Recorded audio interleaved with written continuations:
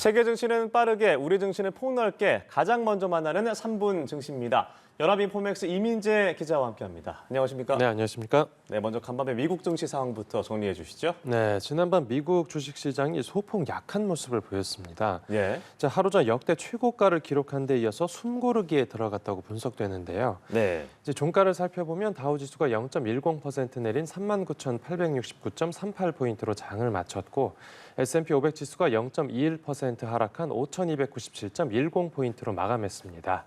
그리고 나스닥 지수도 0.26% 떨어진 16,698.32포인트로 거래를 마쳤습니다.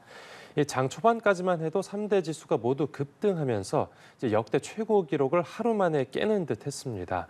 특히 다우 지수가 장중 한때 처음으로 4만 선을 뚫고 오르면서 주목받았는데 하지만 그 뒤로 3대 지수가 상승세를 모두 반납하고 결국은 반락해서 장을 마쳤습니다. 네, CPI가 나오고 나서 증시가 들썩였었는데 미 연준 내에서는 금리 인하 기대감을 진정시키는 목소리가 나왔다고요. 네, 그렇습니다. 연준 당국자들이 지난달 소비자 물가 상승률이 완화된 게 긍정적이라고 평가를 하면서도 네. 아직 금리를 인하를 할 정도는 아니라고 한 목소리를 냈습니다. 연준 주요 인사인 존 윌리엄스 뉴욕 연방준비은행 총재가 이 인플레이션 기조가 완화된 건 몇 달 동안 실망스러웠던 지표 이후에 좀 긍정적인 발전이라고 평가를 했는데 금리 인하와 관련해서는 지금 통화 정책을 바꿀 만한 어떠한 지표도 보이지 않는다라고 말했습니다. 또 토마스 바킨 리치먼드 연은 총재도 4월 물가 지표가 잘 나오기는 했지만 연준이 원하는 수준을 달성하지는 못했다라고 지적했습니다. 그러면서 인플레이션이 하락할 거라고 예상은 하지만 시간이 걸릴 수 있다라고 내다봤습니다. 그리고 로레타 메스터 미국 클리블랜드 연은 총재도 인플레이션이 2% 목표로 돌아가고 있다고 확신을 하려면 네. 지금의 제약적인 통화 정책 기조를 조금 더 오래 유지해야 한다라고 하면서 좀 어떤 신중한 태도를 보였습니다. 네, 올해 금리 인하 시점이 언제가 될지 또 가능할지 계속 지켜봐야겠고요. 이번 주식 시장에서 특징이 어떤 것들이 있었습니까? 네, 이번 주 초반에 급등했었던 미국 유행성 주식, 이른바 밈 주식들이 이틀째 폭락세를 이어갔습니다. 네. 대표적인 밈 주식에 속하는 게임스탑이 간밤에만 30%대나 급락했고요. 또 AMC 주가도 15%대 떨어졌습니다. 반면에 미국과 중국의 양대 소매 업체들 주가는 동반 급등했는데요. 이 미국 최대 소매 유통업체인 월마트의 경우에 1분기 실적이 예상치를 뛰어넘으면서 이 주가가 7% 가까이 급등했습니다. 또 중국 전자상거래 업체인 알리바바 주가도 7% 넘게 오르면서 전날 하락분을 모두 만회했습니다. 네. 여기에는 경쟁사인 징동닷컴이 탄탄한 실적을 발표하면서 앞서 공개됐던 알리바바의 실적이 다시 한번 주목받은 영향이 컸습니다. 네, 세계 증시에 이어서 국내 증시도 살펴보죠. 어제 코스피 시장 상황 어땠습니까? 네, 어제 코스피 시장은 뉴욕 3대 지수가 역대 최고로 마감한 데 따라서 강세를 보이기는 했지만 네. 좀 상승폭이 제한됐습니다.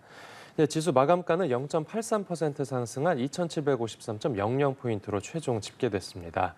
이 코스피가 장 초반에 급등하면서 2,800선을 돌파할 거라고도 기대됐지만 오후 들어서 부진한 모습을 보였습니다. 외국인과 기관이 합해서 1조 원 넘게 순매수한 반면에 개인이 1조 원 가까이 순매도하면서 가격 상단을 막은 건데요. 네. 미국 소비자 물가 지수가 발표된 뒤로 개인들이 좀 발빠르게 차익 실현에 나섰다라고 풀이됩니다. 네, 개인의 매도세가 강했군요. 코스피의 종목별 특징도 살펴보죠. 네, 주로 반도체주하고 밸류업 대책 관련주가 지수 상승을 이끈 모습이었습니다. 네. 반도체의 경우에는 미국 엔비디아 주가가 오르면서 우리나라 반도체주 투자 심리도 개선됐다라는 평가가 나왔습니다. SK 하이닉스가 4% 넘게 오르면서 1년 만에 최고가를 기록했고요. 삼성전자도 장 초반에 8만 원을 뚫고 올랐지만 오후 들어서 하락세로 전환했습니다. 다음 주 발표되는 엔비디아 실적이 시장 예상치에 부합하는지 여부가 앞으로의 반도체 주가와 또 코스피 주의 방향을 결정할 주된 변수로 꼽힙니다. 또 밸류업 수혜주로 꼽히는 금융주도 강세를 보였습니다. 이 실적이 괜찮기도 했고 또 주주 환원 정책을 확대하겠다라고 밝힌 점이 어떤 주가를 끌어올리는 데 작용했습니다. 특히 올해 1분기에 최고 실적을 냈던 삼성화재가 10% 가까운 높은 상승률을 나타냈습니다. 네, 오늘 코스피 전망도 짚어주시죠.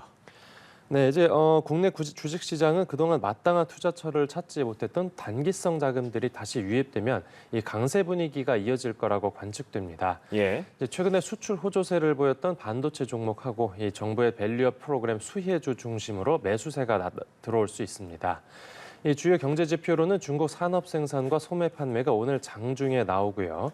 또 장 마감 이후에는 유로존에서 소비자 물가 지수가 발표됩니다. 네, 말씀하신 대로 다음 주에 발표되는 엔비디아 실적이 좀 좌우하지 않을까 싶은데 주목을 해봐야겠습니다. 자, 오늘 3분 증시 연합인포맥스 이민재 기자와 함께했습니다. 고맙습니다. 네, 감사합니다.